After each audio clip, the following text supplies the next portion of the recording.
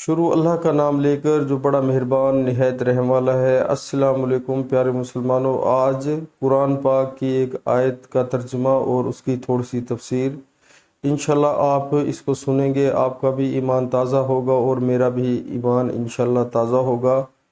اور پیارے مسلمانوں، اس قرآن پاک کی جو ویڈیو ہے اس کو اگر آپ شیئر کریں گے، کسی اور کو سنوائیں گے، دکھائیں گے انشاءاللہ، تو آپ بھی اس کار خیر میں حصہ ڈال سکیں گے انشاءاللہ۔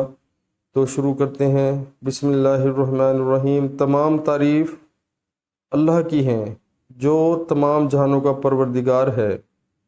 اگر کسی عمارت کی تعریف کرے تو در حقیقت وہ اس کے بنانے والے کی تعریف ہوتی ہے، لہٰذا اس کائنات میں جس کسی چیز کی تعریف کی جائے وہ بالآخر اللہ تعالیٰ ہی کی تعریف ہے، کیونکہ وہ چیز اسی کی بنائی ہوئی ہے۔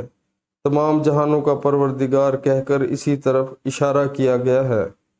انسانوں کا جہان ہو یا جانوروں کا، سب کی تخلیق اور پرورش اللہ تعالیٰ ہی کا کام ہے، اور ان جہانوں میں جو کوئی چیز قابل تعریف ہے وہ اللہ تعالیٰ کی تخلیق اور شان کی وجہ سے ہے۔ سبحان اللہ۔ پیارے مسلمانوں، اللہ تعالیٰ ہمیں قرآن پاک روز ترجمے کے ساتھ سن کر اس پر عمل کرنے کی توفیق عطا فرمائے، اور اس کو پڑھنے کی توفیق عطا فرمائے، سمجھنے کی اور اس پر چلنے کی توفیق عطا فرمائے۔ پیارے مسلمانوں، دنیا کی زندگی عارضی ہے دوستو، جیسے ہی اذان کا ٹائم ہو نماز پڑھیں، انشاءاللہ اسی میں ہماری صلاح ہے، فلاح ہے۔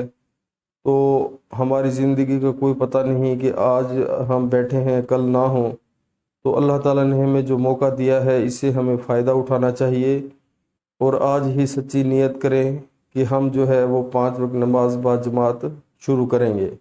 پیارے مسلمانوں، شیطان کو بھگانے کا سب سے بہترین پہلا جو سٹیپ ہے، ذریعہ ہے، وہ نماز ہے، اور حدیث مبارکہ میں بھی ہے کہ نماز جنت کی کنجی ہے۔ سبحان اللہ۔ تو پیارے مسلمانوں، ہم اگر نماز شروع کریں گے تو تمام بے حیائی کے کاموں سے اللہ تعالیٰ ہمیں بچائے گا، ہم پرہیزگار بنیں گے۔ اس کے بعد پھر اللہ تعالیٰ ہمیں اور ہدایت دیتا جائے گا، اور ہماری دنیا بھی بن جائے گی اور آخرت بھی بن جائے گی۔ تو پیارے مسلمانوں، اس چیز پر عمل کریں، بہت فائدہ ہوگا انشاءاللہ۔ السلام علیکم ورحمۃ اللہ وبرکاتہ۔